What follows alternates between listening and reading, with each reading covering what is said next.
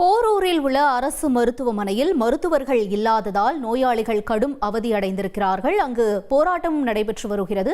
கூடுதல் விவரங்களை செய்தியாளர் சாலமன் வழங்க கேட்கலாம். சாலமன் வணக்கம். மக்களோடு சேர்ந்து நடிகர் கஞ்சா கருப்பும் அங்கு போராட்டத்தில் ஈடுபடக்கூடிய காட்சிகளை பார்க்கிறோம். என்ன சூழல் நீடிக்கிறது தொடர்ந்து மருத்துவமனையில்? சென்னை போரூர்ல இருக்கக்கூடிய பெருநகர சென்னை மாநகராட்சி நகர்ப்புற சமுதாய நல மருத்துவமனையில செயல்பட்டு வருகிறது. குறிப்பாக இந்த மருத்துவமனையில இன்று காலை 7 மணியில இருந்தே அதிகப்படியான பொதுமக்கள் சிகிச்சைக்காக வந்த வண்ணம், குறிப்பாக இவர்களோடு இணைந்து நடிகர் கஞ்சா கருப்பும் சிகிச்சைக்காக அந்த மருத்துவமனைக்கு வந்ததாக கூறப்படுகிறது.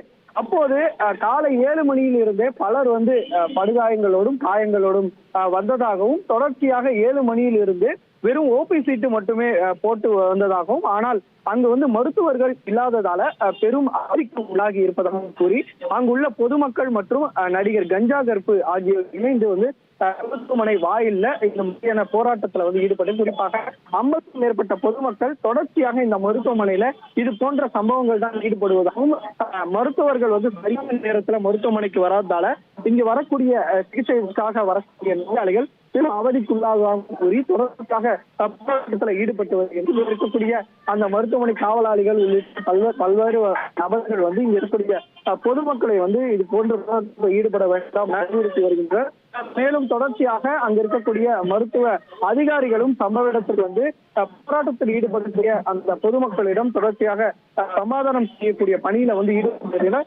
கஞ்சா கருப்பு தொடர்ச்சியாக குற்றஞ்சாட்டி வருகிறார். அதாவது ஒருவர் மூச்சு திணறல் காரணமாக வந்ததாகவும், அவருக்கு எந்த விதமான சிகிச்சை தற்போது மாற்று மருத்துவமனைக்கு தாங்கள் அனுப்பி வைத்திருப்பதாகவும், இங்கு ஒரு மருத்துவரும் இந்த மருத்துவமனையில் இல்லை குற்றஞ்சாட்டி தொடர்ச்சியாக போராட்டத்தில் ஈடுபட்டு வருகிறார். இதனால அங்கு சற்று நேரம் பரபரப்பு நிலவி வருகிறது.